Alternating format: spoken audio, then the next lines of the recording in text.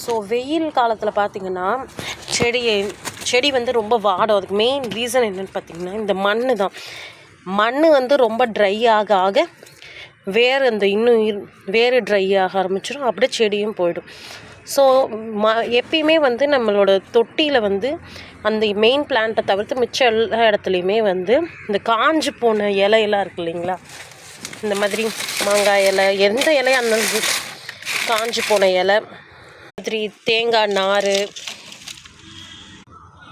இந்த மாதிரி எது கிடைக்குதோ அதை வச்சு நம்ம வந்து இந்த மண்ணை வந்து க்ளோஸ் பண்ணி வைக்கணும். எவ்வளோக்கு எவ்வளோ ஹைட்டாக க்ளோஸ் பண்ணுறோமோ அவ்வளோக்கு அவ்வளோ நல்லது. ஒரு ஜான் அளவு கூட போடலாம். ஸோ இந்த மாதிரி போட்டோம்னா என்ன ஆகும்னா அந்த சன்லைட் வந்து டைரெக்டாக மண்ணில் படாது. ஸோ அதனால வந்து அந்த மாதிரி மண்ணில் படாததுனால மண்ணோட ஈரத்தன்மை வந்து சீக்கிரமாக வந்து காயாது.